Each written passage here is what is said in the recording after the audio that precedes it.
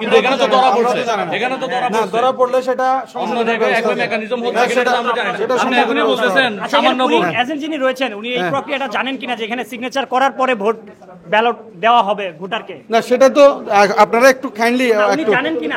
না এটা আমি বলি, জানানো হয়েছিল কিনা বা উনি না জেনে না অবশ্যই জানানো হয়েছে। আপনারা যে অভিযোগটা কিন্তু দেখেছেন এবং রিটার্নিং অফিসার কিন্তু স্বীকার করে নিয়েছেন যেটা ভুলবশত হয়েছে, যে 20টার মতো ব্যালট আপনার ভুলবশত আপনার 214 না এবং 15 নম্বরে পাওয়া গেছে।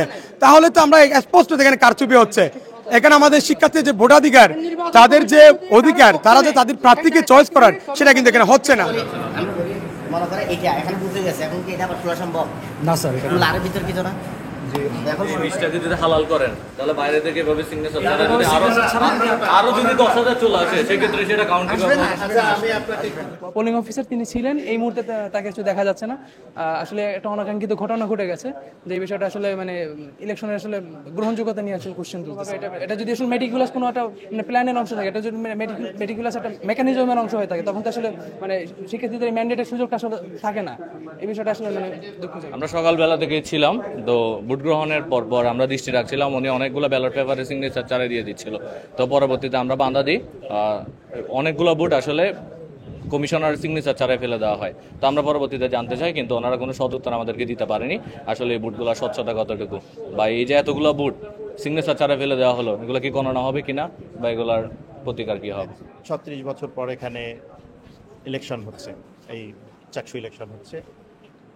দ্বিতীয়ত হচ্ছে ওনারা সুদীর্ঘকাল নিজেও কখনো ভোট দেননি আমার ধারণা, তরুণ শিক্ষক, ভোটের কোনো অভিজ্ঞতাই তার নাই।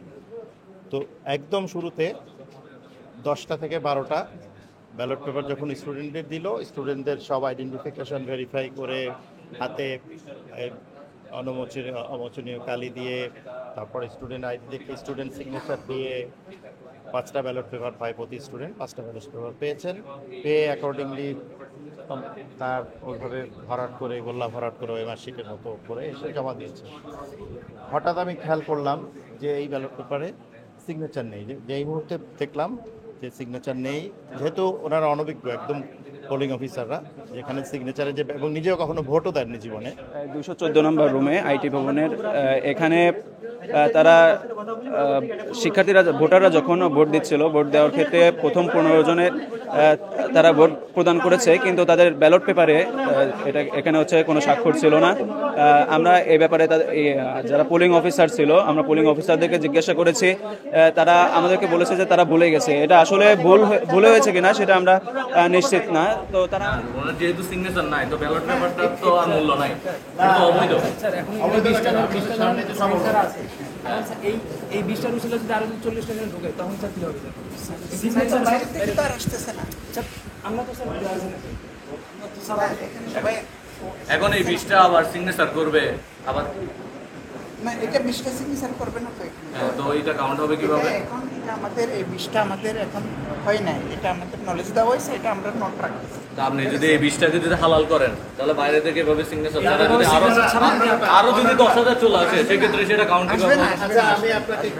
36 বছর পরে যে নির্বাচন, এটা অনেক প্রস্তুতি নিয়ে একটা আমাদের নির্বাচন হচ্ছে, এখন সেটা যদি ভুলবশত যদি হয়ে যায় তাহলে এটা কেমন বলবো? আমার কথা হচ্ছে এটা।